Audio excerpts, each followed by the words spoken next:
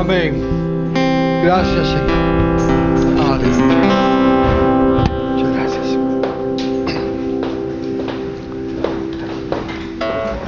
Me puse una nota yo aquí en mis notas. En las diosidencias de la vida. ¿Cuántos saben lo que es una diosidencia? Okay. En las diosidencias de la vida, hoy es el día 8. Y 8, ustedes saben que simboliza nuevos comienzos. ¿Ah? Entonces, a pesar de que el primero del año fue el domingo pasado, hoy también se nos recuerda nuevos comienzos. Y en la gracia de Dios, meditando en la importancia de una decisión, después en el poder de la decisión, luego lo que hay que pagar, como se dice, lo teníamos aquí, la rendición de cuentas de una decisión, y por último el yugo del Señor que nos enseña a balancear la decisión.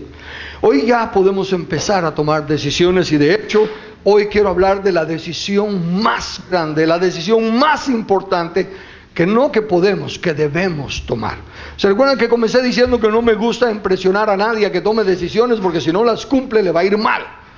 Vimos eso, sería pecado delante de Dios. Pero esta sí la debemos tomar. Esta sí debemos de vencer nuestra carne, debemos vencer todo y tomarla. Es la decisión que está en Éxodo capítulo 20, versículo 2, y dice así: yo soy Jehová tu Dios, que te saqué de la tierra de Egipto, de casa de servidumbre. ¿Cuál es la decisión? Reconocer que Él es Jehová Dios. Esa es la decisión. ¿Cómo no vamos a tomar esa decisión? Dice, pero Carlos está chiflado. Entonces allá la tomamos todos. Así parece, pero saben, cuando Dios repite una cosa es porque, por muy obvia que parezca, no la estamos o entendiendo o haciendo. Porque de lo contrario, ¿por qué nos iba a estar repitiendo que le reconozcamos como Dios? De hecho, fíjense, cuando hablamos de mandamientos, porque cuando dije Éxodo 20, todos ustedes, los lectores de la Biblia, dijeron los mandamientos, ¿verdad? Y de hecho, el primer mandamiento que nosotros mencionamos, ¿cuál es? Okay. En realidad, yo soy Jehová tu Dios, ¿verdad? Dice que Jehová es uno solo Dios. Va, está bien. Pero dice, no tendrás dioses ajenos delante de mí. Va. Ahí sí ya empieza, como quien dice, a dar dirección, a dar la orden, el mandamiento. No tendrás dioses ajenos delante de mí. Ahora, ¿cuánta gente necia? Ellos se llaman ateos, ¿verdad? Pero la Biblia dice que son necios. ¿Cuánta gente necia desobedece a Dios? Tiene dioses delante de Él. ¿Cuántas religiones del mundo no creen en Dios? Por lo tanto, tienen otros dioses delante de Él. Y tristemente, ¿cuántos cristianos, aunque de labios dicen sí, tienen otras cosas delante de Él? Entonces, la razón de eso es que no se ha tomado la primera decisión. Yo soy Jehová tu Dios. Fíjense en esto. Cuando Moisés le preguntó a Dios, ¿quién eres? ¿Cuál es tu nombre? Si me preguntan quién te envió, ¿qué les diré? La respuesta de Dios fue: yo soy el que soy. Yo soy el que soy. Y hemos tomado ese nombre, hemos tomado esa declaración de Dios, y de ella se ha sacado el hecho de que yo soy tu sanador, yo soy tu redentor, yo soy tu paz, yo soy tu justicia, yo soy, en fin, ¿verdad? Y todos esos nombres tan bonitos y están fáciles, y los aceptamos.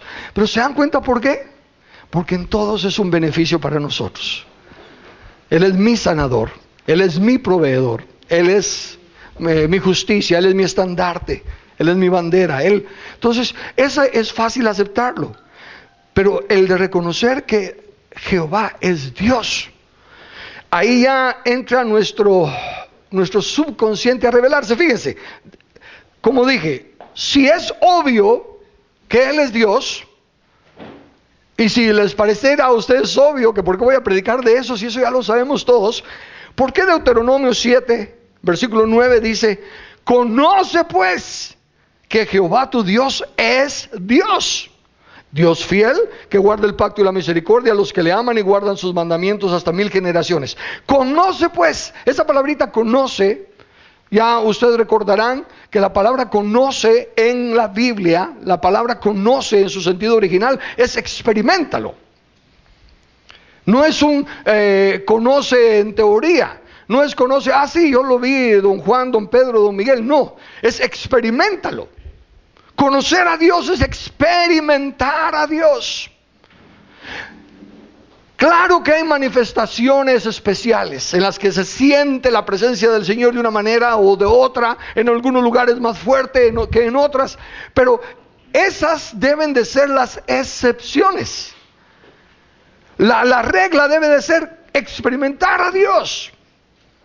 Así como nuestro paladar, nuestro gusto está todo el tiempo saboreando las diferentes cosas, así debemos de experimentar a Dios en nuestra casa. Yo no sé cuántos de ustedes tienen su devocional, yo no sé cuántos de ustedes cantan y alaban a Dios en su casa, en su tiempo libre, pero conozcamos que Él es Dios y que lo experimentemos, ¿verdad? De hecho, la palabra conocer se usa aún para la relación sexual entre los esposos. Dice, conoció Adán a Eva, conoció Caín a su esposa. No fue que le dijo, ¿qué tal, doña esposa? ¿Cómo está usted? No, tuvieron relaciones íntimas, los dos se hicieron uno. Pues eso es lo que dice, conoce a Dios. Necesitamos, cada uno de nosotros, no solo los que tienen don de fe, no solo los que tienen cierta manifestación de la gracia de Dios, sino que cada uno de nosotros debe de conocer a Dios. Debe de experimentar a Dios. Y una vez más, es experimentar a Dios. No tiene que ser algo sobrenatural, algo tremendo. A veces en las pequeñas cosas, entender que es por la gracia y la misericordia de Dios que está pasando. De hecho, el Salmo 34:8 lo cambia. Dice, gustad y ved que es bueno Jehová. Dichoso el hombre que confía en Él. Y las palabras gustad y ver literalmente significan saborear. Gustar, el sentido del gusto, y ver. Pero ¿por qué nos está pidiendo Dios, si debemos de andar por fe, no por vista? ¿Por qué nos está pidiendo que lo saboreemos y que lo veamos? Precisamente por eso Dios desciende al nivel de nuestro estado. Dios desciende al nivel de nuestra fe, al nivel de nuestra necesidad, y dice, ok, Carlos, ya que necesitas tocar, pues gusta, mira que Dios es bueno. Esa es la primera decisión. Porque, como leímos en la segunda plática que di, Primera de Reyes 18:21, pero ahora voy a añadir el 39. Primera de Reyes 18:21. Si Jehová es Dios, seguidle. Y si Baal, id en pos de él. Y el pueblo no respondió palabra. Imagínense qué tremendo. Si yo les preguntara si Jehová es Dios, si Jesús es nuestro Señor, seguidle. Y si se me quedan callados, ¿verdad? Se quedaron callados. Y entonces, ¿qué pasó? Vinieron los sacerdotes de Baal, hicieron toda su bulla, Elías se burló de ellos, en fin, etcétera. Y finalmente, cuando el fuego descendió, conforme a la petición de Elías, y consumió el sacrificio, dice, viéndolo todo el pueblo se postraron y dijeron, Jehová es el Dios, Jehová es el Dios. Que ya son popo. Así como ¿quién no va a decir Jehová es el Dios? Si ya están viendo la señal. Y sin embargo, la vieron y dijeron Jehová es Dios, pero más adelante volvieron a caminar como que si Él no lo fuera. Lo mismo pasa hoy en día, tristemente. Por ejemplo, ¿creemos que Dios es omnipresente? ¿Y por qué entonces? Es que aquí no se siente la presencia de Dios, o allá sí está moviéndose el Espíritu. Una vez más, tenemos que ver. Si no estuviéramos exaltando a Dios, si solo los músicos hubieran estado cantando y nosotros callados ahí todo, ¿habría estado Dios aquí? ¿Verdad? Sin embargo, es que hoy no lo sentimos, ¿verdad? Hoy no fluyó la cosa. Por eso dice, reconoce que yo soy Dios. Miren, esa es la primera decisión. ¿Se recuerdan la importancia de la decisión, el poder de la decisión? Que una vez que se toma, el Señor en su misericordia ya empieza a cambiar las cosas y a influir en nuestras vidas para que aquello se haga real, para que vayamos conociendo la verdad. Si estamos equivocados, ¿se recuerdan mi ejemplo? Me va a poner el semáforo en rojo y me va a dar el cruce obligado para volverme al camino. Pero Jehová es Dios. Nuestro Dios es Dios. Y está con nosotros, quiere estar con nosotros. Pero nosotros, ¿qué es más? ¿Qué dice el Proverbios? ¿Es Proverbios? Sí, creo que es Proverbios. Dice, reconócele en todos tus caminos. O sea que en todos tus caminos, no solo los caminos físicos literales, sino que en todas tus circunstancias, en todas tus condiciones, Él está. Pero tienes que reconocerle. Esa es la primera decisión. Dios nunca nos deja. Hoy me siento solo, hoy siento como que no me oye. Reconócelo. Cree, toma la decisión. Jehová es Dios. Yo soy tu Dios. Y en el Salmo 100, versículo 3. Reconoced que Jehová es Dios. ¿Por qué tanta insistencia si es obvio? ¿Qué hemos dicho? Cuando Dios nos hace preguntas, ¿por qué nos hace las preguntas? Para que nosotros nos paremos a meditarlas. ¿Por qué Dios me estaba de insistir que lo reconozca? ¿No se ha dado cuenta que yo creo en Él? ¿No se ha dado cuenta que yo sí creo en Él? Si Él me insiste tanto en su palabra es para que yo me pare a pensar. ¿Cuánto en realidad reconozco que Dios es Dios? Y si era fácil aceptar el yo soy, como les dije, es porque eran nuestros beneficios. Pero ¿qué implica reconocer que Jehová es Dios? Implica que entonces las cosas cambian. Ya no es Él mi suplidor, Él mi sanador, Él mi estandarte. Todo eso sí, todo eso es Él, pero por su gracia. Pero si Él es mi Dios, implica que yo soy el que me debo a Él. Yo soy el que me tengo que presentar ante Él. Yo soy el que debo decirle, aquí estoy, que es tu voluntad. Pablo lo pone en Romanos 12:1 diciendo que presentéis vuestros cuerpos en sacrificio vivo, santo, agradable a Dios, que es vuestro ¿qué? Culto racional. Otra vez yendo al diccionario. Racional.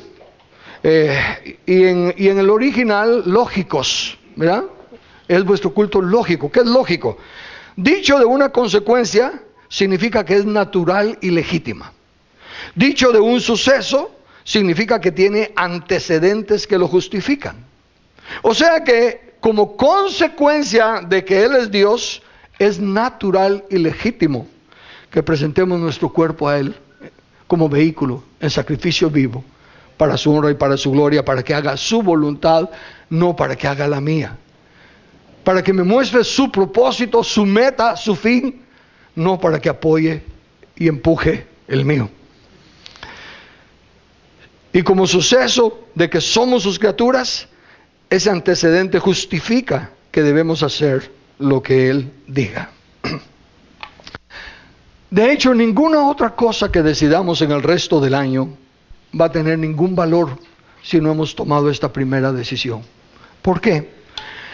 Porque de nada nos sirve hacer todo lo bueno, todo lo justo, todo lo correcto, y al final oír las palabras, nunca os conocí.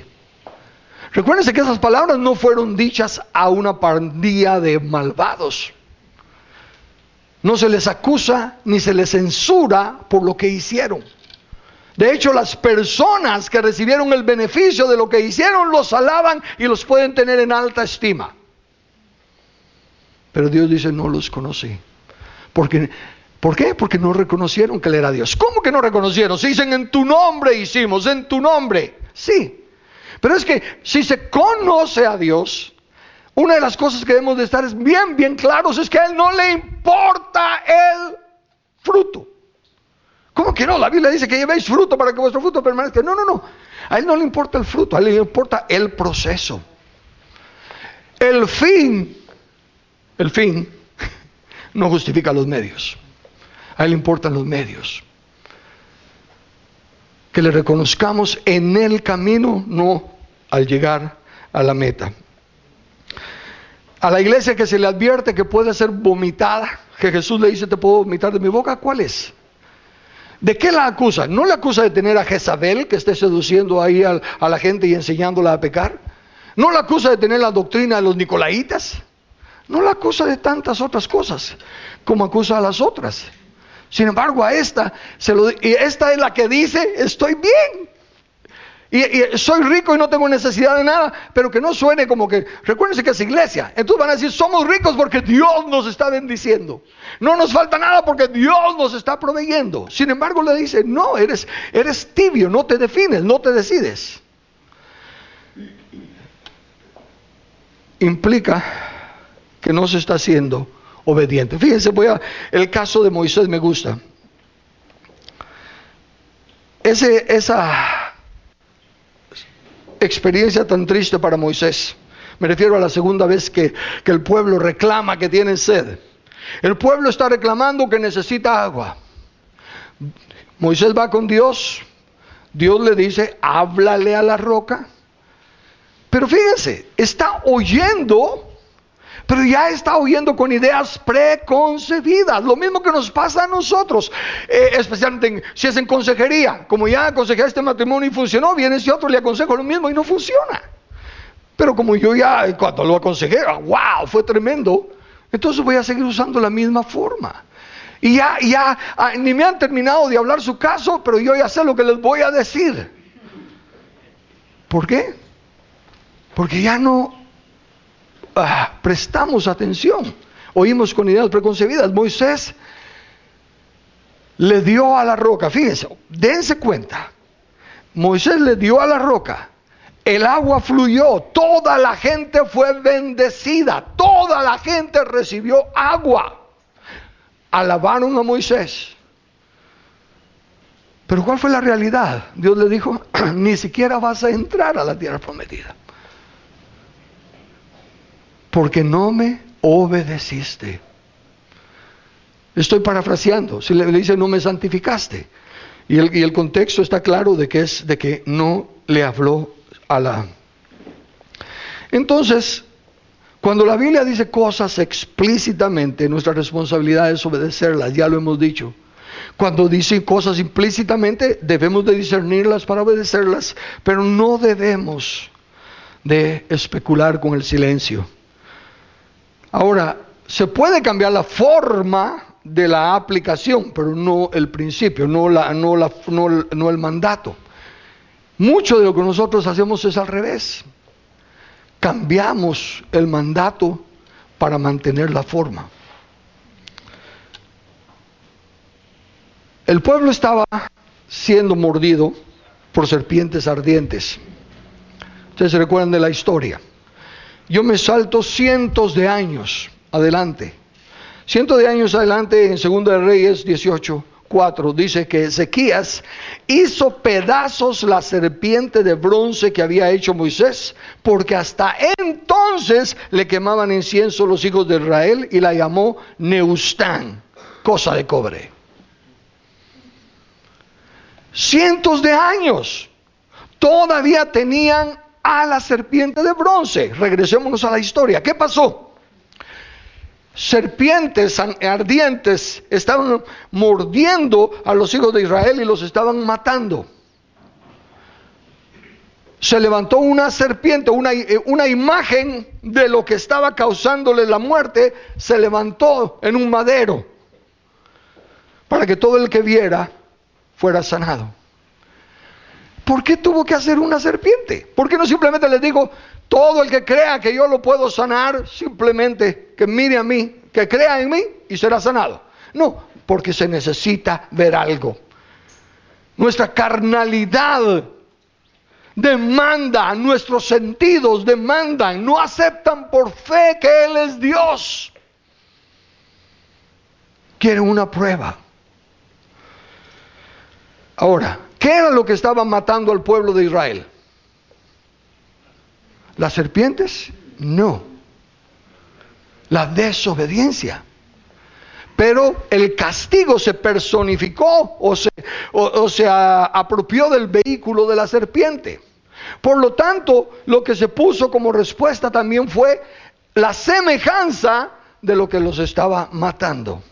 Ellos no entendieron que era la desobediencia la que los estaba matando. Ellos decían la serpiente. Por lo tanto, una vez más, Dios desciende a nuestro nivel de conocimiento, de entendimiento, y les pone una semejanza de lo que los está matando. Y todos los que miran son salvos. Lo mismo en los eventos con nosotros en la iglesia. Cuando, fíjense ahorita, abundan los viajes a Israel, el agua del Jordán, la tierra donde él caminó, el sepulcro donde su cuerpo estuvo, el monte donde oró. ¿Qué tiene eso? Son las serpientes de bronce. No tiene absolutamente ningún valor excepto el histórico, que ahí pasó algo, pero esa tierra es tan tierra como cualquier tierra. Y esas aguas chucas son tan chucas como el río Las Vacas o lo que sea. No tienen mérito. ¿Por qué el pueblo sigue dándole mérito a la tierra santa? Porque no reconoce que Dios es Dios aquí en mi tierra, como en cualquier otro lado. Tenemos serpientes de bronces. Y estamos dándole más reconocimiento a la forma que a la esencia. Si estuviera Ezequías y viera que estamos trayendo agua del Jordán y agua y tierra de Palestina, ya no diría Neustán, cosa de bronce, sino que diría esa es pura cosa de sangre y carne. Pura carnalidad es lo que es. Romanos 5:12 dice, por tanto, quiero que capten esta porción que vamos a meditar. Porque si no entendemos lo de la serpiente de bronce, no vamos a entender esto. Romanos 5:12. Por tanto, como el pecado entró en el mundo por un hombre, y por el pecado la muerte, así la muerte pasó a los hombres, por cuanto todos pecaron. Me gusta comenzar por el final. Y haciendo examen del libro abierto, como le llaman, ¿no? A ver, ¿cómo entró la muerte? Por el pecado. O sea que el pecado fue la causa y la muerte fue el efecto. Ahora, pero ¿cómo entró el pecado al mundo? Por la desobediencia. ¿Pero cuál fue el vehículo? El hombre. Eso es todo lo que es. El pecado entró por la desobediencia, pero usó de vehículo al hombre. El hombre fue el vehículo o instrumento y el pecado la consecuencia o resultado. La desobediencia que consiste en no reconocer que Dios es Dios y querer ser como Dios decidiendo por uno mismo. Ahora noten lo que dice Jesús. Todos se saben de memoria Juan 3:16. ¿Cuántos saben Juan 3:14-15? Juan 3:14-15. Y como Moisés levantó la serpiente en el desierto, así es necesario que el Hijo del Hombre sea levantado, para que todo aquel que en él crea no se pierda. Y como, ya es una comparación. Así como Moisés levantó la serpiente, una vez más, que era la serpiente, una imagen del vehículo que estaba matando a la gente. Así es necesario que el Hijo del Hombre sea levantado, una imagen del vehículo que el pecado usó para matar al hombre. ¿Qué está matando a la humanidad? Es el pecado, por la desobediencia de un hombre. Entonces, así como la serpiente de bronce no sanó a nadie, sino que la misericordia de Dios tampoco está salvando a la humanidad el hombre en la cruz. Capten lo que voy a decir, porque ahorita espero formar un poquito de conflicto, aunque no debiera. Pero el hombre en la cruz no salvó a nadie. ¿Cómo que no? Él es el Cordero de Dios que quita el pecado del mundo. Razonémoslo. Jesús está diciendo, así como Moisés levantó la serpiente, el Hijo del Hombre debe ser levantado. ¿Qué tenía de mérito la serpiente de bronce? Ahora, ¿por qué de bronce? ¿Qué simboliza el bronce en la Biblia? Juicio. Juicio. Se estaba simbolizando un juicio sobre lo que estaba causando el vehículo, sobre el que estaba el pecado. Jesús es levantado como la serpiente, como el vehículo a través del cual. Entonces, tiene doble característica este hombre en la cruz, porque uno tiene que ser una imagen de lo que está, del vehículo que está causando el pecado, por el cual entró el pecado, pero a la vez, como es el Cordero de Dios, tiene que ser sin mancha y sin defecto. Tiene que ser un hombre obediente. Y ahí es donde está la clave. Sigo en Romanos 5, versículos 18 y 19. Así que, como por la transgresión de uno vino la condenación a todos los hombres, de la misma manera, por la justicia, transgresión, justicia, de uno vino a todos los hombres la justificación de vida. Porque así como la desobediencia de un hombre, por la desobediencia de un hombre los muchos fueron constituidos pecadores, así también por la obediencia de uno los muchos serán constituidos justos.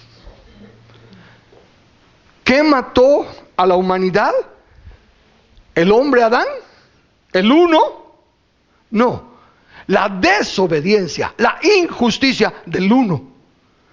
¿Qué salva a la humanidad? ¿El hombre en la cruz? No.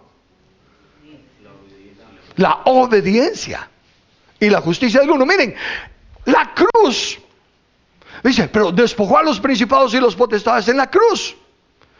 Y venció a Satanás en la cruz. Sí, pero la cruz es como la meta final. Es pasar y terminar la carrera. Pero la Biblia advierte que el que no corre justamente, que el que no lucha legítimamente, no es galardonado.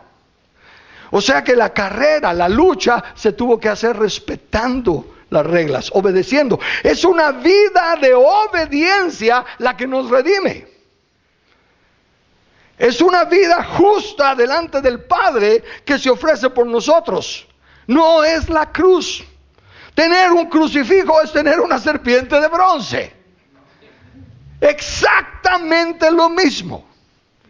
Porque fue la serpiente de bronce la levantada, pero cuando el rey dijo, Neustán, cosa de bronce. Tener un crucifijo es cosa de carne y sangre. Humanismo. No tiene ningún mérito. Y es no reconocer que Jehová es Dios. Si los cielos de los cielos no lo pueden contener, ¿cómo lo va a contener un crucifijo? Y peor aún, en semejanza de su muerte, en semejanza de lo más miserable del tiempo de Jesús. La copa que él no quería tomar era la separación con el Padre. A él no le asustaba, no le afectaba a ese nivel el que lo iban a latiguear, el que lo iban a crucificar, el que lo iban a escupir, ni que lo iban a matar.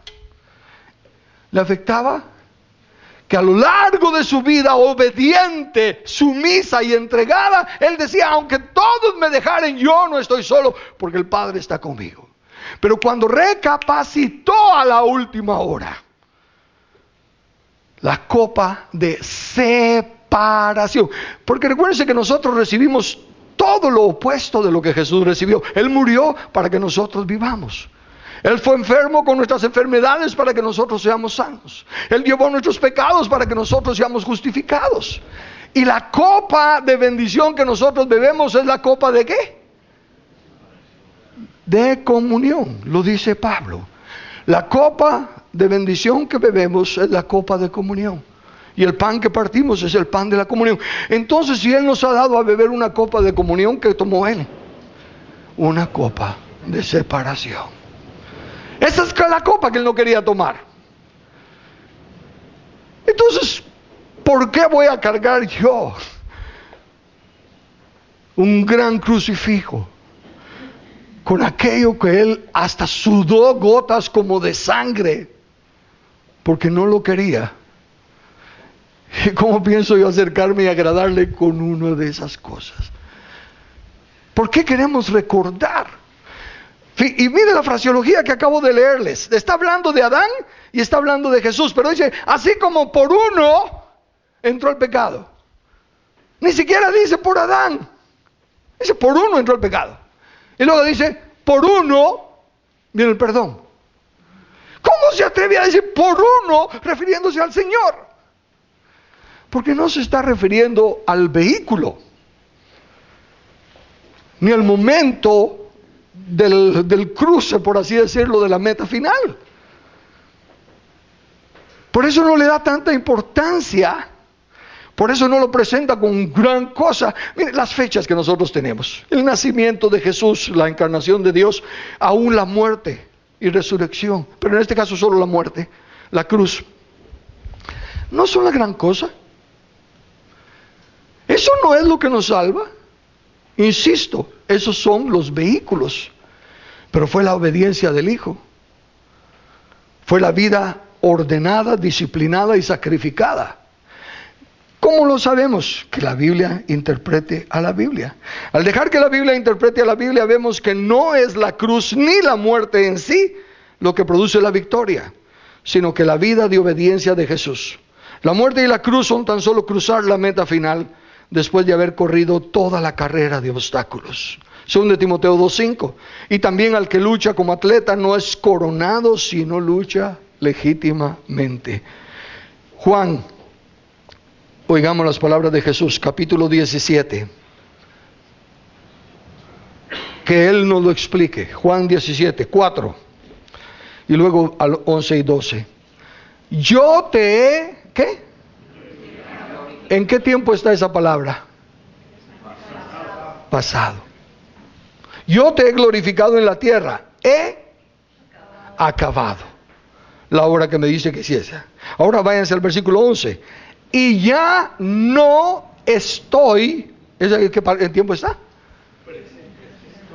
Y ya no estoy en el mundo. Pero a saber que estaba fumando en ese momento, ¿verdad? Perdonen el abuso de la palabra. Pero Él está ahí, ¿no? Dice, no, ya no estoy. Ya terminó su obra. Y ya no estoy en el mundo.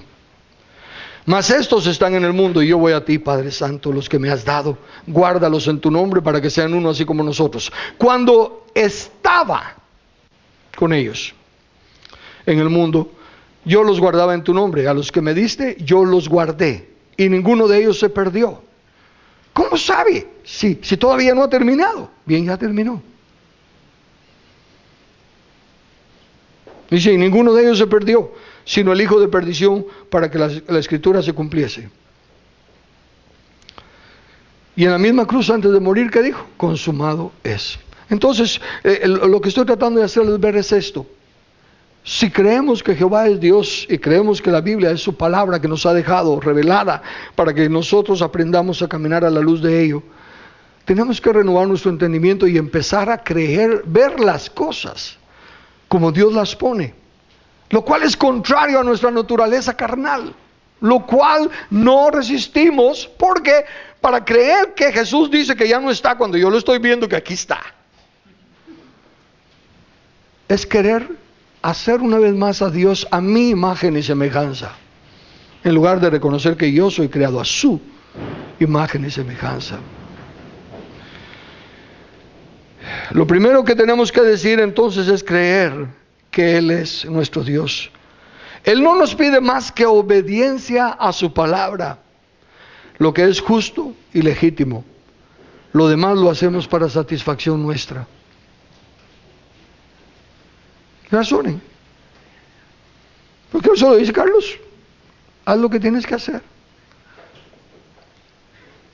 Lo demás lo hacemos porque nos trae cierta satisfacción a nosotros. La segunda cosa que esta primera decisión conlleva, dice: yo soy Jehová tu Dios, que te saqué de la tierra de Egipto. Una vez más hablábamos en el estudio hoy que lo que le aconteció al Israel terrenal tenía que ser en forma material, porque no podía ser espiritual, pero para nosotros el principio sí se aplica espiritualmente. ¿Por qué es esto importante? Una vez más, al dejar que la Biblia interprete a la Biblia, nos damos cuenta que el mandato tan claro de no regresar a Egipto comienza con Abraham. Cuando Dios le dice a Abraham: vete de tu tierra y de tu parentela, no le dice en ninguna parte: y no regreses.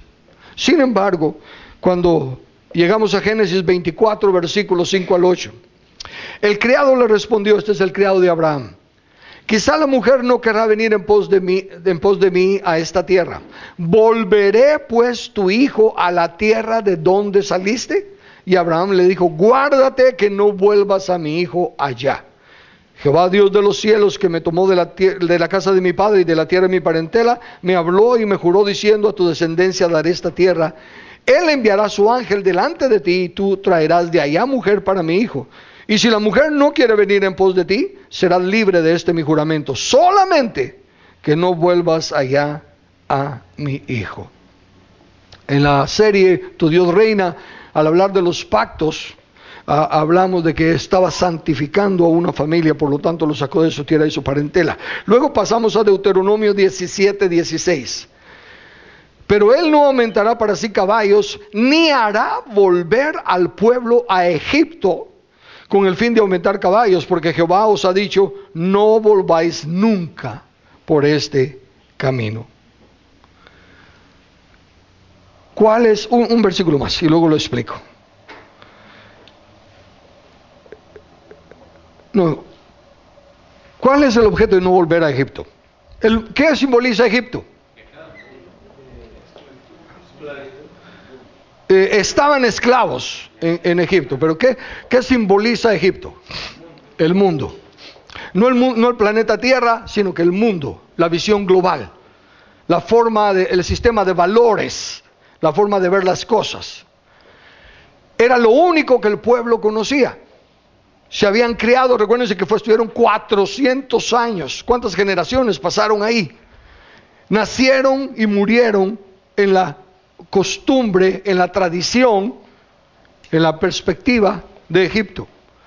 Y Dios los está sacando de ahí y les dice: nunca regresen a lo que aprendieron ahí, nunca regresen al sistema de valores, a la política, a la forma de hacer negocios, a la forma de tratar a la familia. No regresen a ese sistema, a ese mundo. Ahora sí, primera de Juan 5:19. Sabemos que somos de Dios y el mundo entero está bajo el maligno. Sí, cuando dice sabemos que somos de Dios, se está refiriendo a los cristianos, a los que creemos en el Señor y Rey Jesús. El mundo entero está bajo el maligno. Pero aquí en Guatemala vemos cristianos y hay otros que no lo son. En China hay cristianos y otros que no lo son. ¿Cómo es que el mundo entero? Quiere decir entonces que no estamos hablando del planeta Tierra y que no hay término medio. El que no obedece a Dios está obedeciendo al mundo. Y si no se decide a reconocer que Jehová es Dios, está todavía con sus serpientes de bronce. Está dependiendo todavía de tener que ver, de tener que sentir, de que le satisfaga su entendimiento. Apocalipsis 12. Y fue lanzado fuera el gran dragón, la serpiente antigua que se llama Diablo y Satanás, el cual engaña al mundo entero. Fue arrojado a la tierra y sus ángeles fueron arrojados con él. Y un tercer ejemplo, solo los últimos versículos, aunque es Lucas 9, desde el 57 al 62. Le dice, comienzo aquí, le dijo Jesús, le dijo a uno sígueme. Y él le dijo, Señor, déjame que primero vaya a enterrar a mi padre. Jesús le dijo, deja que los muertos entierren a sus muertos y tú ve y anuncia el reino de Dios. Entonces también dijo otro, te seguiré, Señor, pero déjame que me despida primero los que están en mi casa. Y Jesús le dijo, ninguno que poniendo su mano en el arado mira hacia atrás es apto para el reino de Dios. Esas palabras, una vez más, son hipérboles. Significa exagerar si es necesario una cosa para presentar su importancia. ¿Cómo van los muertos a enterrar a los muertos? ¿Eh? Pero está hablando en el sentido de que si no se está en Cristo, se está muerto en los delitos y pecados. Y aunque sean nuestros parientes, si no están en Cristo, están muertos en sus delitos y pecados. Y si el Señor nos llama a trabajar en su reino, dice, deja a los muertos que entierren a los muertos. La enseñanza es, todo aquel que poniendo su mano en el arado mira hacia atrás, no es apto para el reino de Dios. Si vas a empezar a servir a Dios, si quieres hacer la voluntad de Dios, dejaste lo que hayas dejado.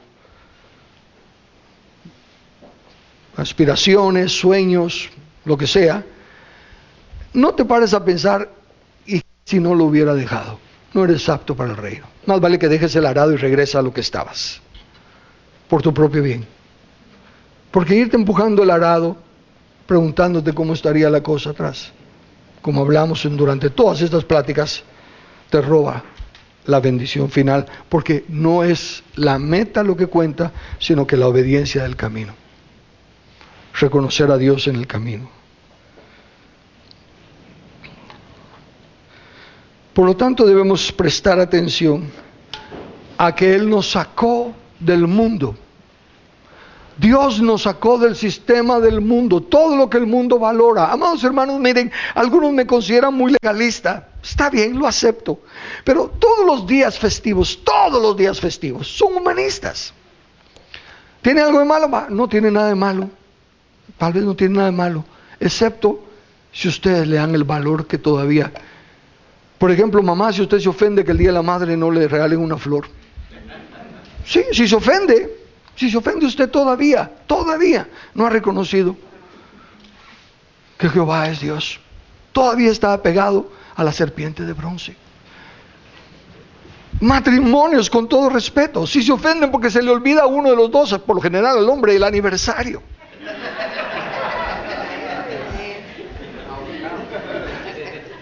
Es que, fíjense, cómo todavía estamos en Egipto. Y el Señor dice, sálganse de Egipto.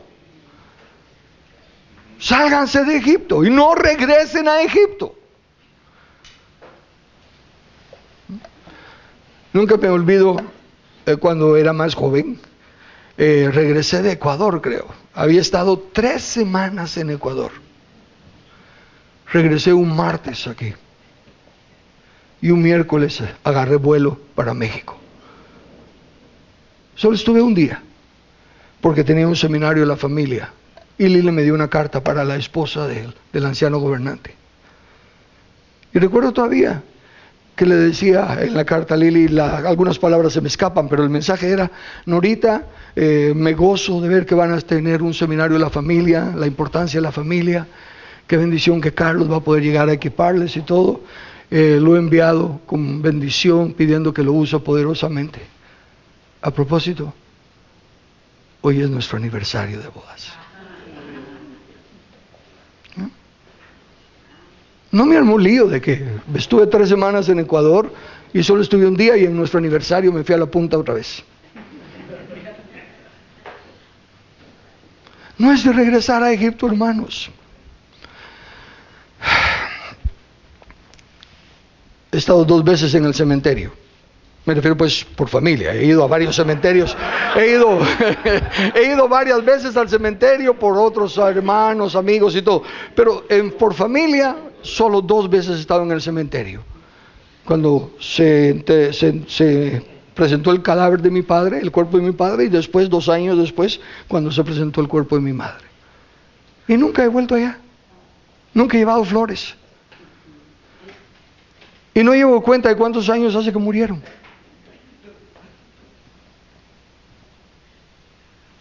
Pero es que yo soy un desalmado. Soy un legalista. y ya oyeron lo que significa.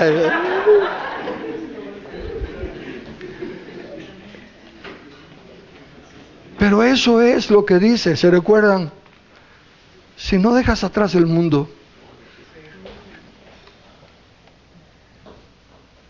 es por no reconocer que Jehová es Dios. Yo sé que Él es bueno, yo sé que Él es el único que sabe lo que es bueno. Por eso, hasta, entre comillas, perdónenme, pero hasta yo fui un hombre, anduve en el movimiento de la superfe. Yo también declaraba cosas, yo decía esto y creía esto y hacía lo otro, oraba y esto y lo otro, pero de pura verdad. Conforme fui creciendo en la palabra, me ha dado hasta temor de declarar. Oro por los enfermos, sí. Creo que Dios sana enfermos, sí. Creo que Dios hace milagros, sí. Pero ahora sí, aunque decían, si le añadís que se haga tu voluntad, no tenés fe. Y yo no sé si ustedes han oído esa predica, pero yo sí la oí. Cuando alguien dice, pero que se haga tu voluntad, no tenés fe, porque si no, declaralo. Y yo lo creía. Y yo no decía que se haga tu voluntad, porque era la voluntad. Sanate, te sanás. Sopilote, no, sanate la cosa.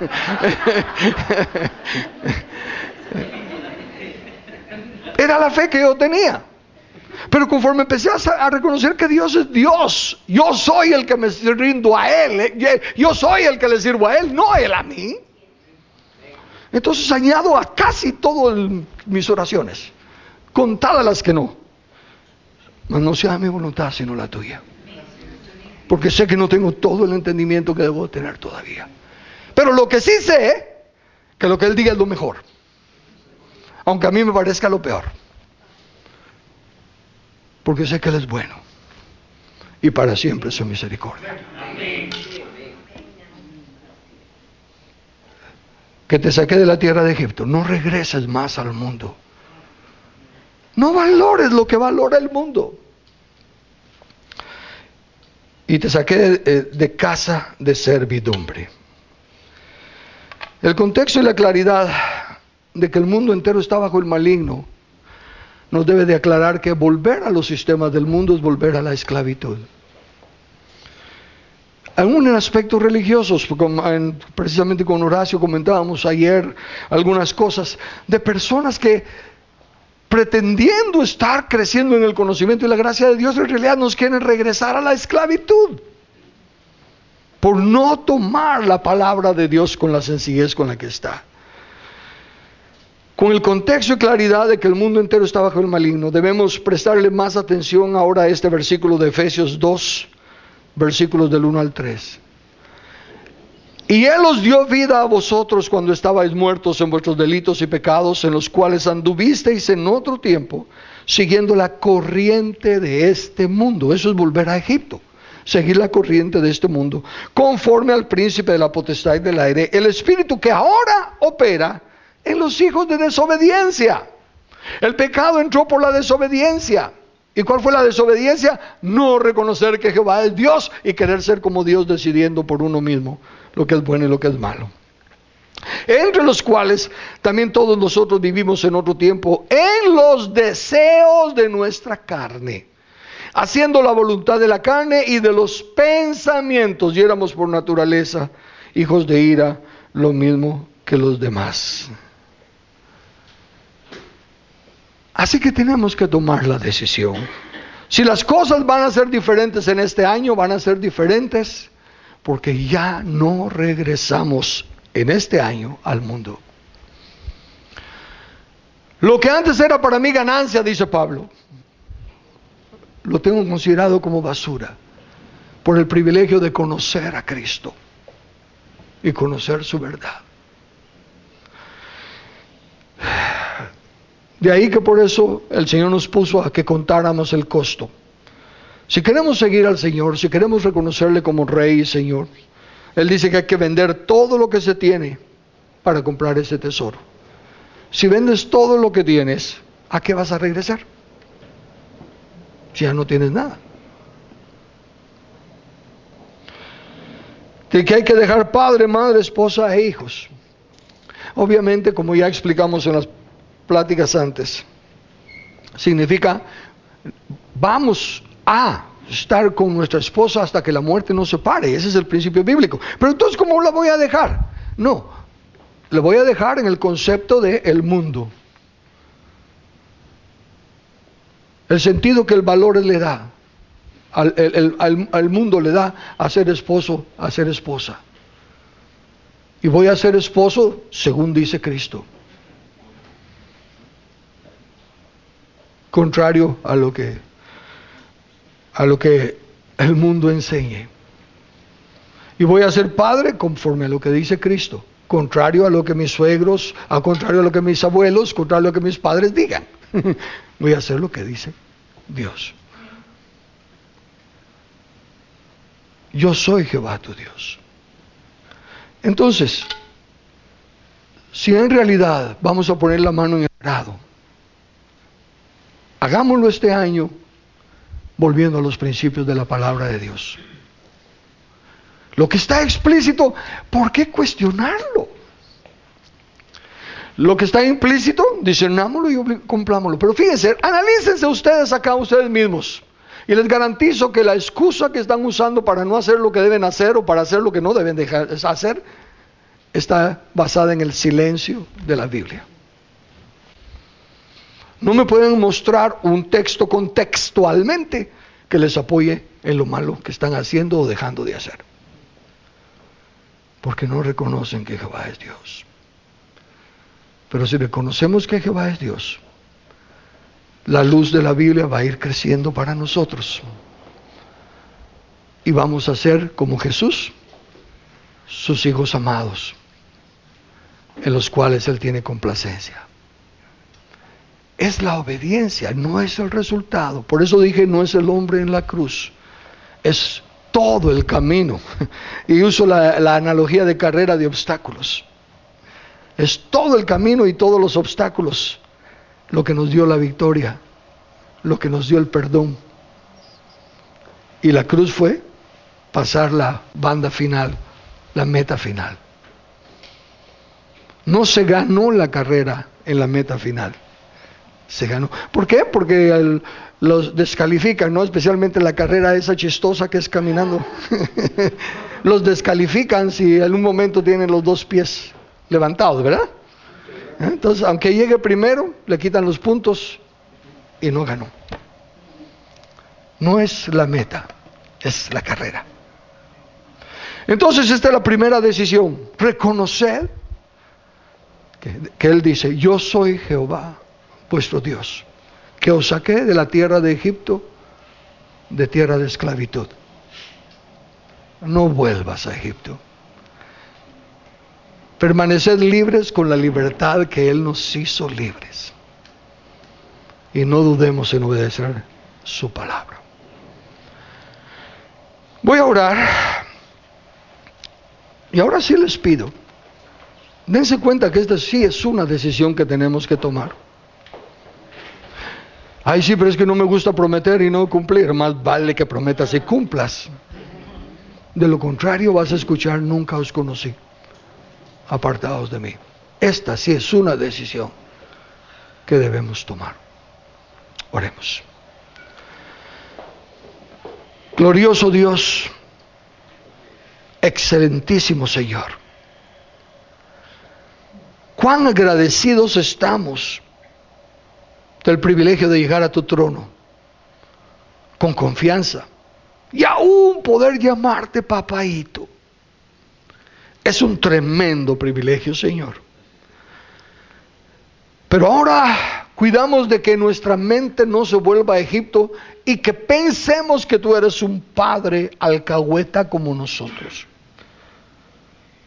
Reconocemos el respeto y la honra que solo tú mereces. Y reconocemos que tu amor, tu extensión de misericordia, no nos da permiso de faltarte al respeto. Sabemos que estamos muy lejos de entender la magnificencia de tu gloria, la grandeza de tu majestad. Pero también tenemos la dicha de saber que tú miras nuestra debilidad, conoces nuestra flaqueza y ves la intención de nuestro corazón. Así como en el diluvio viste que la intención de los pensamientos eran de continuo de mal. Padre, podemos tener paz de que tú mires que la intención de nuestros pensamientos, por tu misericordia, es de continuo querer obedecerte a ti. Ayúdanos a poder discernir mejor cuando nos estemos volviendo a Egipto. Ayúdanos a discernir mejor